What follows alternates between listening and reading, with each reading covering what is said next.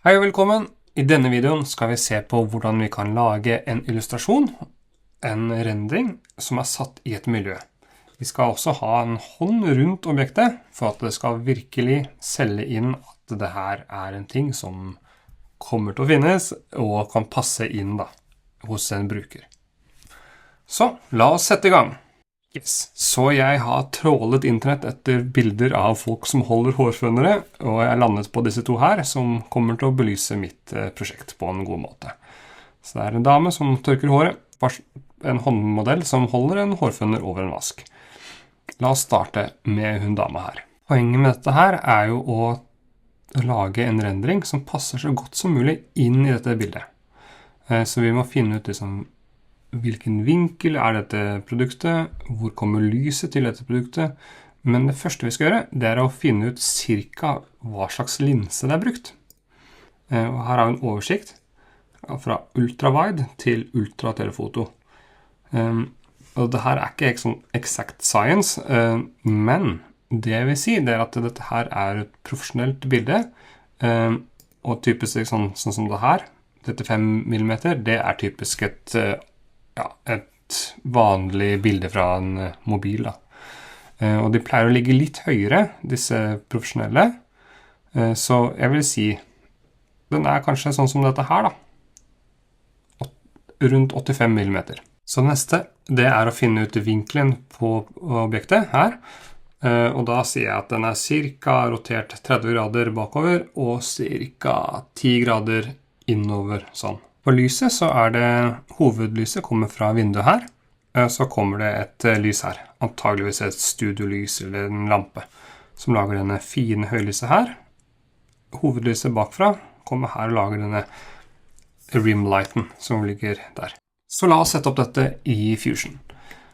Enten så har du brukt komponenter, eller så har du brukt bodies. Uansett så trykker vi på M for Move, og så må vi passe på å få valgt alt sammen.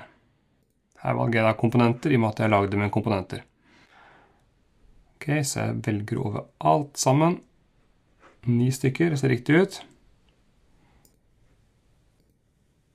Og så hender det at den måtte miste dem Men velg den en gang til, og så alle sammen. Den også, takk. 9 stykker. Og da kan jeg begynne å flytte. For ordens skyld så legger jeg den over det planet der.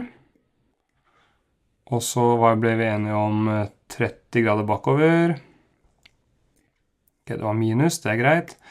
Og så 10 grader den her.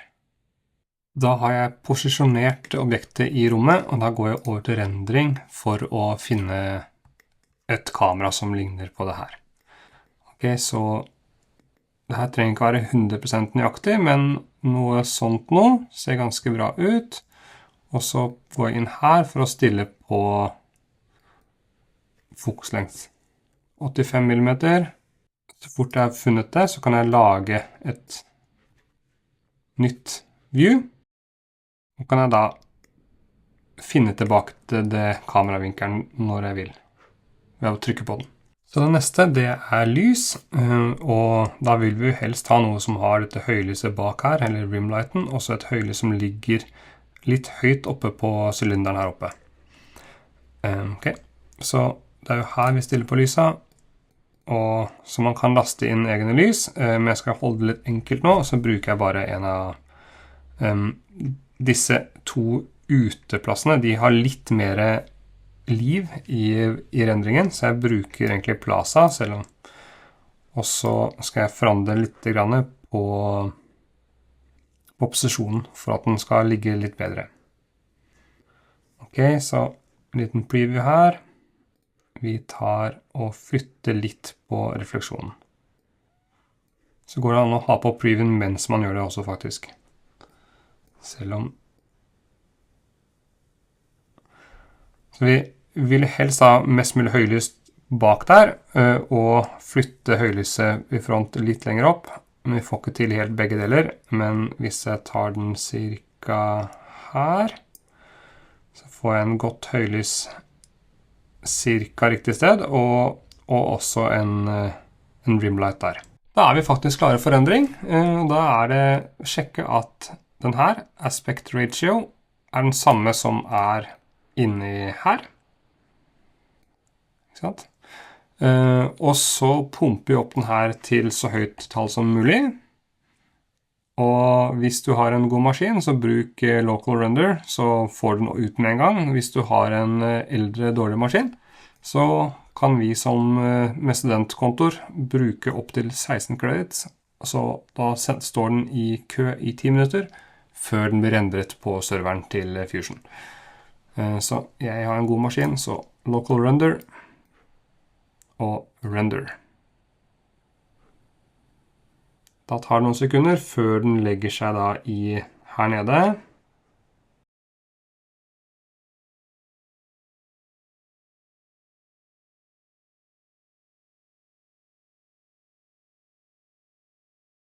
Når Fusion er ferdig å rendre, så kan vi laste ned filen. Da er det å legge den der, ikke sant, der man jobber. Ok. Og så er vi faktisk ferdig med Fusion for en liten stund, så da kan jeg lukke den helt. Og så skal vi over i Photoshop. Og da begynner jeg med dette bildet her. Ok, så noen ganger så må jeg dra det inn sånn i stedet for. Jeg tar og justerer opp pikslene. Et godt triks da er også å kjøre den 2 ganger. Få litt bedre kvalitet da, enn å bare ta den opp til den du vil ha med en gang.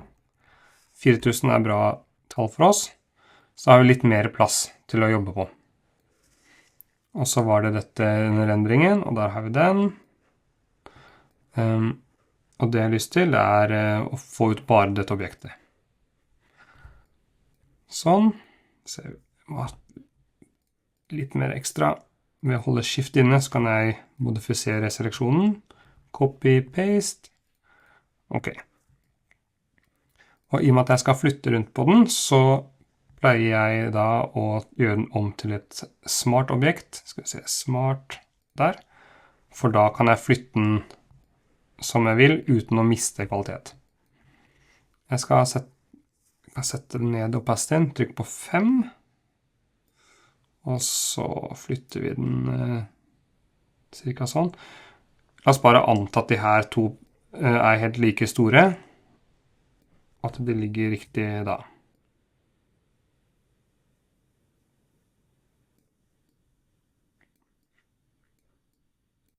Så det jeg nå skal gjøre, jeg skal kopiere ut hånda hennes og legge den oppå her igjen. Ok.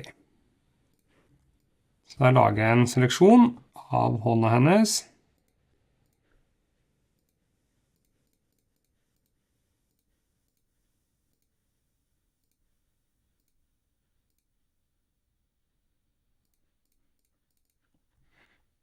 Kopiere ut, og så bruker jeg den som heter Paste in Place.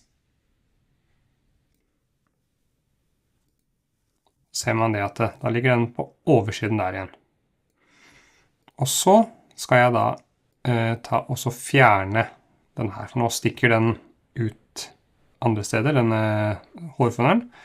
Så da jeg gjør nå, da tar jeg kopi av den, og så skal jeg fjerne hårføneren fra dette her. Så jeg lager en seleksjon.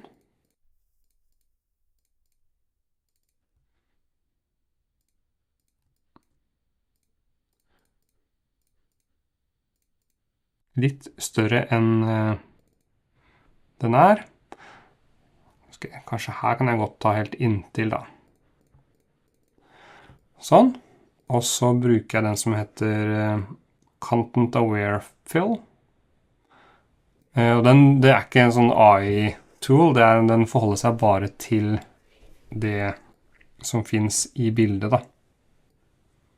Så her kan man male bort det man ikke vil at den skal bruke, sånn som her så vil jeg egentlig bare at den skal forholde seg bare til den hvite morgenkåpen hennes. Ok, så ser den sånn ut. Så da får jeg henne, mitt objekt, og hånda oppå der igjen. Og det ser egentlig veldig bra ut. Og så skal jeg bare justere litt grann på dette min rendring, for at den skal passe litt bedre sammen med bildet. Litt mye kontrast, litt mørk. Så gjør den litt lysere.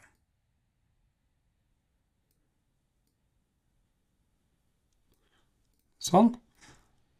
Og så vil jeg bare si at det er ikke helt perfekt. Det er noen små ting som blir feil. Og mitt råd egentlig, det er å bare male det. Så her for eksempel, så vil jeg her er det en hvit flekk, så la et nytt lag som er på riktig sted, ikke sant? Under hårføneren og mellom dama. Og så bare bruk en helt vanlig softbrush, og så, ok, bare mal det. Ok, så når man sitter sånn og fotofykler, så kan man miste tid og sted, og så kan man bruke all tid i verden på å få ting til å se riktig ut. Men det viktigste her er jo egentlig at du ser på objektet ditt, du ser på illustrasjonen du holder på å lage, at du får jeg vist det jeg skal vise. For jeg har solgt den stemningen det her skal selge, ser den riktig ut i bruk, ta en ekstra sjekk på er den riktig størrelse. 10% feil størrelse, så plutselig så ser den jo helt feil ut, ikke sant? Eller sånn. Og skal jeg komme med et siste tips, det er å ta en image og image flip horizontal. Da får du sett på bildet med ferske øyne, og ting som er feil i illustrasjonen din, de kommer til å poppe ut, og du kommer til å se det mye lettere.